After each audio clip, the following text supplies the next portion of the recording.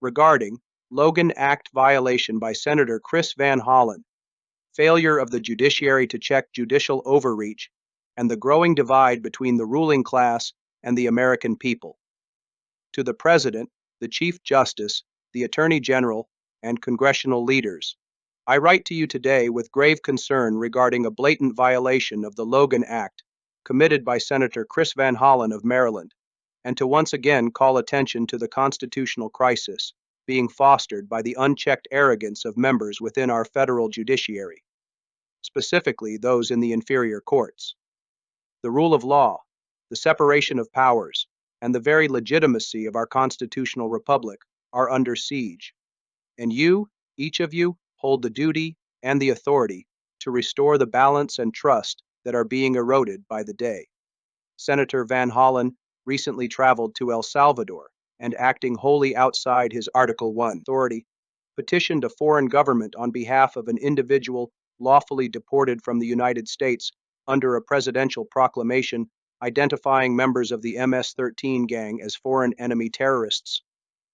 This conduct, in clear violation of the Logan Act, 18 U.S. Code, subsection 953, constitutes an unauthorized and unlawful interference in the foreign affairs of the United States, an arena strictly reserved for the President under Article 2.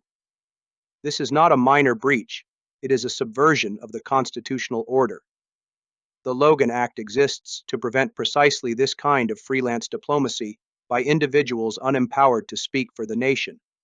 When an elected official uses their status to circumvent the authority of the President and undermine U.S. foreign policy by appealing directly to foreign powers, it is not only illegal, it is treasonous in spirit. I therefore ask, no, I demand, an immediate response. When will Senator Van Hollen be censured by the Senate? When will the Department of Justice investigate and charge him under the Logan Act? Or are we to continue this two-tier system where justice is only for the common man while the political elite operate above the law?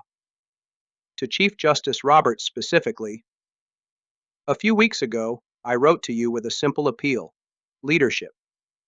I warned you then that you had the institutional standing and moral duty to bring discipline to the inferior courts, whose judges were growing bolder in their encroachments on executive authority. I warned that allowing district court judges to dabble in foreign affairs, military decisions, and immigration policy execution, issues reserved to the political branches, was pushing this nation to the brink of a constitutional crisis. You, sir, have the responsibility to set the tone and uphold the Constitution, and you have failed. The Supreme Court's handling of the Kilmar-Abrego Garcia case was, at best, a spineless half-measure. Yes, the court acknowledged that the President alone holds the authority to facilitate Garcia's return. But in failing to deliver a full-throated rebuke of the lower court's unconstitutional directive to compel the President to return a foreign national, you missed the opportunity to reassert the proper role of the judiciary. Instead, you chose a weak compromise, afraid to offend the district court, while the Constitution itself hangs in the balance. That was a weak move. You could have, and should have, reminded the lower courts that they are not an unelected superlegislature. Their job is to uphold the law, not make policy, interfere in diplomacy, or act as co-presidents in robes. This is not leadership.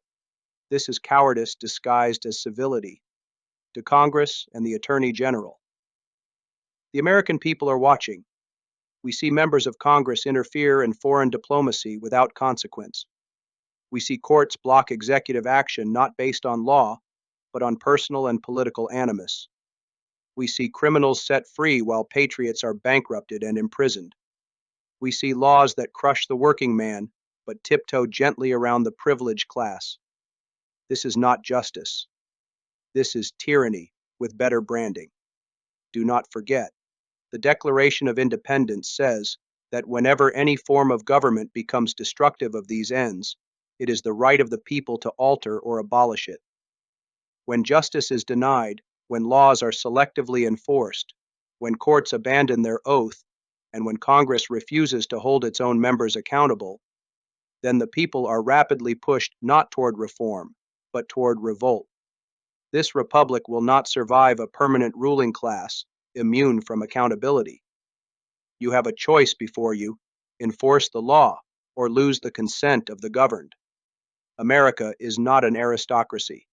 If Senator Van Hollen broke the law, then let him face the full weight of it.